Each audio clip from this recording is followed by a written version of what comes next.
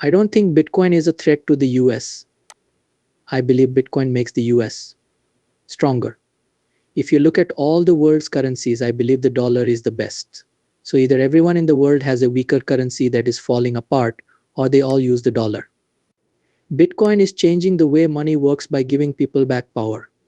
Because it is open and decentralized, it encourages safety, creativity, and financial independence in ways that traditional banks can't. Big business people are paying attention to this trend. For example, Michael Saylor, executive chairman of MicroStrategy, recently said that he thinks Bitcoin has the potential to completely change our economy. Michael Saylor and Trish talked about Bitcoin's promise as a safe way to store value. Michael Saylor says that he talked about how well the system was designed and gave growth predictions based on his Bitcoin 24 model.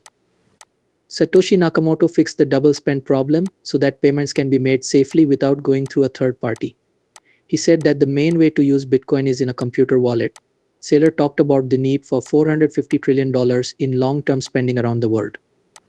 He said that buyers like to put their money into markets that have been around for a while. But when there aren't many traditional opportunities, digital real estate and cyberspace might be appealing.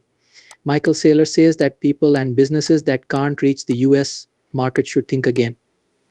He saved money by saying that Bitcoin is real by saying that publicly traded companies accept it, the IRS recognizes it, and the SEC approves it. Saylor said that Bitcoin is a better choice for more informed views since it has been a commodity for a long time. Take a look at some of the conversation with Michael Saylor. If someone wants to invest in Bitcoin or is just interested in it, I would tell them to put time into it first before they put money into it. Remember that Bitcoin is hope when you go to hope.com. There are many classes, books, videos, study papers, and other resources on Bitcoin. You could just Google it. You can find a lot of movies of me on YouTube by typing my name. You have michael.com. Yes, read the Bitcoin standard on michael.com and hope.com. If you want to really understand money, you need to see perfect money first. That's why learning Bitcoin is so helpful. In this way, Bitcoin leads you to think about money in this way. After a while, you learn what bad money is and why it's bad, and what good money is and why it's good. Following that will lead you to the idea of investing. Just like when you buy a bunch of company stocks to save money, you're not really saving. You're spending and betting on the stock. This helps you understand the difference between putting money away and spending it. Once you know how investments work, you can start to understand how assets work. Could you explain the difference between a commodity and a security? Also, why is a commodity usually a bad investment except for Bitcoin? After that, you can tell the difference between goods and scarcity.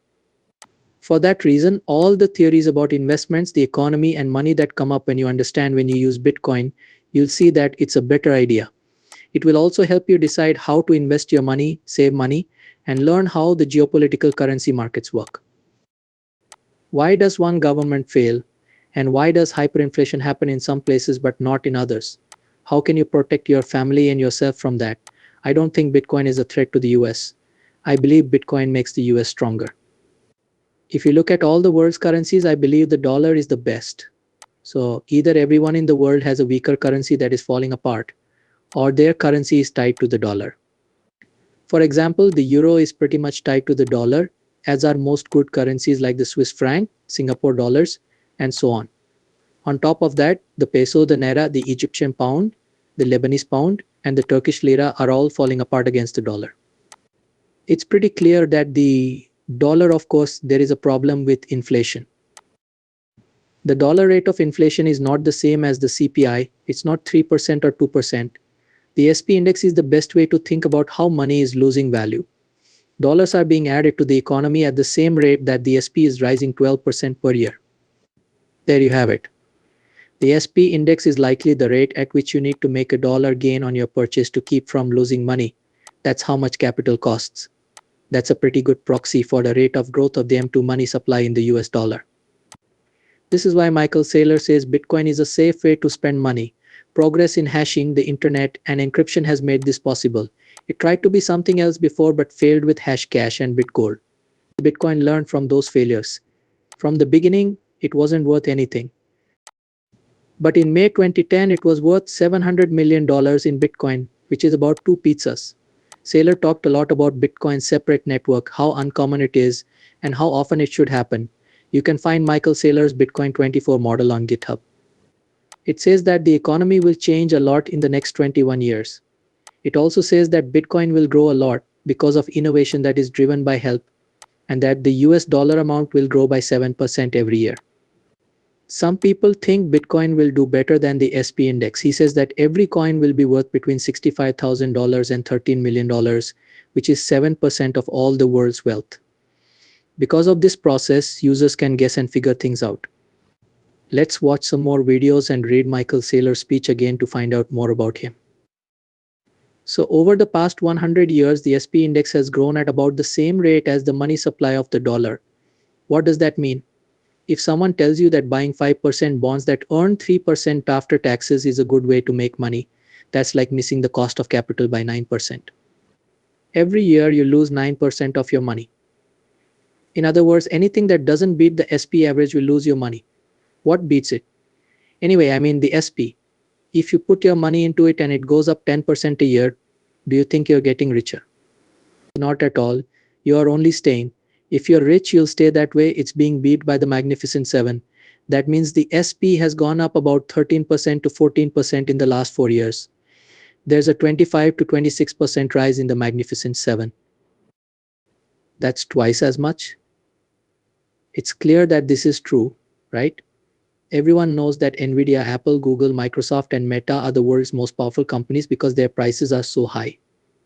That is, they do better. Every other stock in the SP does worse than expected.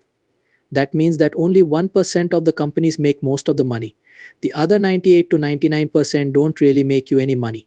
Bitcoin is making the Magnificent Seven twice as big. So the answer to the question, what is Bitcoin? Yes, of course. The SP index is a good measure, but you need something better to beat it. If a business is run well, it will at least keep up with inflation. To beat it, you'd need a huge digital monopoly like the Magnificent Seven. Trish, the biggest digital monopoly in the world is money. In other words, Bitcoin is the best digital network ever, right? Bitcoin is like Facebook but for money. It costs money to use Google. What if all the smart, wealthy people in the world decide they want to keep their money in a bank or online where it will never lose value? They could do this for 100 years, right? Doesn't that make it the best investment? Just like every other business, this one has some kind of flaw or tax surface. Each and every other business is charged. They have workers, a main office, and they have to deal with tariffs, fines, and other things. To find me a big tech company that sells a product that everyone wants and that no one can stop, it's you. Also, no one gets it. Not at all Bitcoin, Trish. Bitcoin, it is Bitcoin. So I'm just setting the scene, right? The value of Bitcoin is changing from 1.4 trillion to 14 trillion to 140 trillion. This is the type of product. That's the main point. And that's the revolutionary change.